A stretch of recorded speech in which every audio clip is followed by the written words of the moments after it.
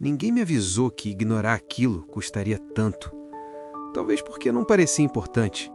Talvez porque não doía o suficiente para exigir atenção imediata.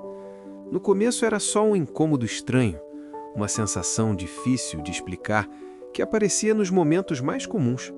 Durante conversas banais, no meio de risadas que duravam menos do que deveriam, em silêncios que pareciam normais demais para levantar suspeitas. A vida seguia. Trabalho, compromissos, mensagens respondidas pela metade, tudo funcionando como sempre funcionou. E justamente por isso nada parecia errado. O problema é que os erros mais caros raramente se anunciam como erros. Eles chegam disfarçados de rotina, de cansaço, de depois eu vejo isso. Havia pessoas por perto, havia palavras que poderiam ter sido ditas, mas nenhuma urgência real. Nenhum sinal claro de perigo, só aquele pensamento ocasional, rápido demais para ser levado a sério. Isso não está bem. Ignorar foi fácil, sempre é, porque ignorar não exige coragem, não exige confronto, não exige tempo, exige apenas que você continue exatamente como está. E foi isso que eu fiz. Não houve uma grande briga, nenhuma despedida dramática, nenhuma porta batendo forte o bastante para marcar a memória. Houve apenas a escolha silenciosa de adiar, de não ligar naquele dia, de não insistir naquela conversa, de acreditar que haveria outro momento. Momentos parecem infinitos quando ainda não acabaram. Naquela época eu não sabia, mas o custo já estava sendo calculado. Não em dinheiro, não em perdas visíveis, mas em algo mais difícil de medir. O tipo de perda que só se revela quando já não há mais nada a fazer. Se essa sensação soa familiar, talvez não seja coincidência. Talvez esta história esteja falando com você também. E se estiver, fique. Alguns avisos só fazem sentido quando a gente escuta até o fim. Havia alguém envolvido, mesmo que isso não fosse óbvio no início. Sempre há.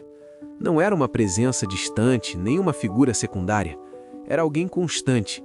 Alguém que fazia parte da paisagem emocional da minha vida, a ponto de eu já não notar quando algo começava a mudar. As conversas continuavam existindo, mas ficavam mais curtas, menos interessadas, como se sempre houvesse algo mais importante acontecendo logo depois. Eu respondia, ela também. Nada parecia errado o bastante para justificar uma pausa real. Era assim com Mônica. Ela sempre foi do tipo que percebia o que os outros ignoravam. Mudanças pequenas no tom de voz, respostas atrasadas demais para serem coincidência, silêncios que diziam mais do que qualquer discussão. Às vezes ela perguntava se estava tudo bem. Eu dizia que sim, e acreditava nisso no momento em que falava. Outras vezes ela apenas ficava quieta, observando, esperando. Eu interpretei aquele silêncio como compreensão, como paciência, nunca como aviso. Com o tempo, comecei a assumir que certas presenças eram garantidas, que algumas pessoas estariam ali independentemente do esforço, independentemente da atenção, independentemente das escolhas. Esse foi um erro discreto, quase elegante, porque ninguém se afasta de uma vez. As pessoas recuam em pequenas doses, até que um dia, quando você olha ao redor, percebe que o espaço ficou grande demais. Naquele momento ainda havia tempo. Ainda havia mensagens não enviadas, conversas que poderiam acontecer. Mas o problema de achar que ainda há tempo é que isso quase sempre soa verdadeiro, até o dia em que não é mais. Houve um momento específico em que algo mudou. Não de forma brusca, não de um jeito que pudesse ser apontado com clareza. Foi mais como quando o ar fica pesado antes da chuva. Você sente, mas segue em frente mesmo assim. Eu comecei a perceber pequenos sinais, detalhes fáceis de ignorar se você não estiver prestando atenção. O tempo de resposta maior, a ausência de perguntas, o jeito diferente de encerrar conversas que antes continuariam sozinhas. Mônica ainda estava ali, mas já não ocupava o mesmo espaço. Quando nos víamos, havia uma cordialidade estranha, nada hostil, nada explícito, só uma distância educada, quase cuidadosa. Eu pensei que fosse fase, cansaço, rotina acumulada. Essas explicações confortam porque aliviam a responsabilidade. Elas dizem que não há nada a ser feito agora, que tudo se resolve sozinho. Em algum ponto ela mencionou algo que eu não ouvi de verdade. Falou sobre se sentir invisível, sobre conversar sem ser escutada. Disse isso sem acusação, quase em tom de confissão. Eu respondi com lógica, com justificativas, com frases prontas que encerram diálogos em vez de abri-los. Achei que bastava. Foi ali que perdi algo importante. Não naquele dia exatamente, mas naquele hábito. O hábito de minimizar, de tratar sinais emocionais como exagero, de acreditar que silêncio é neutro. Silêncio não é neutro. Ele sempre está apontando para algum lugar. Naquela fase eu ainda tinha escolhas. Ainda havia espaço para reparar, para ouvir sem responder, para ficar sem fugir. Mas eu confundi tranquilidade com segurança e segui em frente, sem perceber que alguns afastamentos não fazem barulho. Eles apenas acontecem. Em algum momento a ausência deixou de ser sutil. Ela passou a ocupar espaço demais para ser ignorada.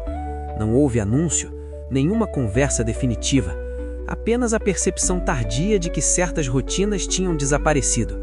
As mensagens diminuíram até virar silêncio. Os encontros, antes fáceis de marcar, começaram a exigir esforço. E eu, estranhamente, senti alívio ao não precisar tentar. Foi quando Charles comentou de forma casual que algo parecia diferente. Disse que eu andava distante, que Mônica também. Eu ri. Minimizei. Disse que era coisa da vida adulta. Era mais fácil concordar com essa versão. Mas à noite, quando tudo ficava quieto demais, eu pensava naquela frase que ela disse uma vez. É cansativo estar onde não se é notado. Na época, achei dramático. Hoje, sou apreciso. Houve um dia em que decidi ligar. Peguei o telefone, abri o contato e não liguei. Não porque não quisesse, mas porque a ideia de conversar parecia exigir algo que eu não estava disposto a oferecer naquele momento. Presença real. Eu prometi a mim mesmo que faria isso depois, no fim de semana, na próxima semana, quando estivesse menos cansado. Essas promessas não fazem barulho quando são quebradas. O tempo passou sem cerimônia, e aos poucos, o silêncio deixou de ser desconfortável. Virou padrão. Foi aí que entendi, tarde demais. Quando o silêncio se torna confortável, é porque alguém já desistiu de falar. E quando alguém desiste em silêncio, raramente avisa. O impacto real não veio de uma vez. Veio em pequenas perdas que só fizeram sentido quando somadas. Perdi referências. Perdi alguém para quem eu costumava contar as coisas antes que elas ficassem grandes. Perdi aquele espelho silencioso que mostrava quem eu estava me tornando, mesmo quando eu não perguntava. No trabalho, comecei a errar mais do que o normal. Nada grave, mas o suficiente para gerar comentários. Júnior chegou a perguntar se estava tudo bem. Eu disse que sim, outra vez. Era curioso como tudo parecia funcional por fora. A rotina seguia, as obrigações eram cumpridas, mas algo dentro de mim operava em modo de espera. Eu percebia isso nos momentos vazios, quando não havia distração suficiente para preencher o espaço, quando a noite chegava cedo demais. Foi nesse período que encontrei uma mensagem antiga, uma conversa arquivada. Nada dramático, apenas perguntas simples que nunca respondi direito. Ler aquilo agora causava um desconforto físico, como se eu estivesse invadindo um passado que ainda cobrava explicações. Eu pensei em responder, mesmo sabendo que talvez fosse tarde, mesmo sabendo que não havia garantia de resposta. Escrevi, apaguei, reescrevi e não enviei.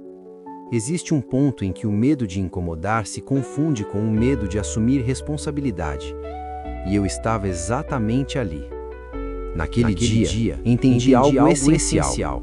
Não é um grande erro que pesa mais. É a repetição do pequeno adiamento. Porque cada vez que você escolhe não agir, você ensina o outro a viver sem você. Houve um dia em que o silêncio mudou de natureza. deixou de ser apenas ausência e se transformou em constatação. Não foi uma descoberta repentina. Foi mais como perceber que uma porta usada por anos estava trancada havia tempo demais. Eu soube por outra pessoa. Uma frase solta, um comentário que não deveria ter peso, mas teve.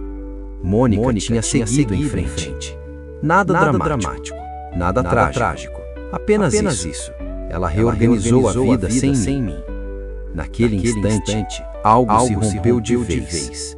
Não porque ela foi embora, mas porque eu entendi que não havia mais espaço para retorno espontâneo. O que existia agora era passado.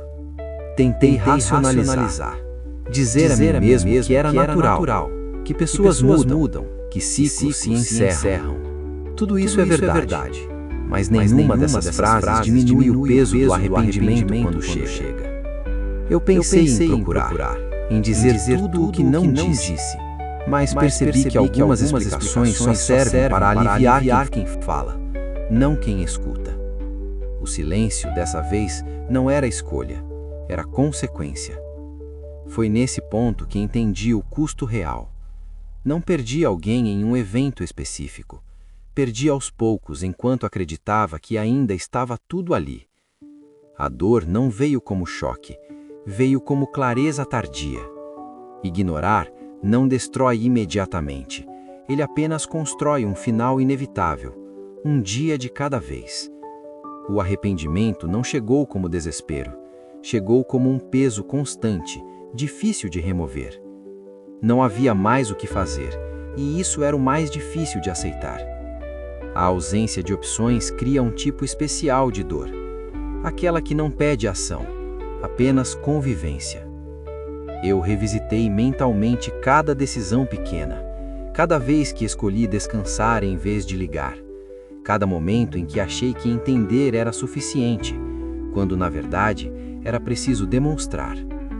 O mais cruel do arrependimento é que ele é lúcido. Ele não distorce os fatos.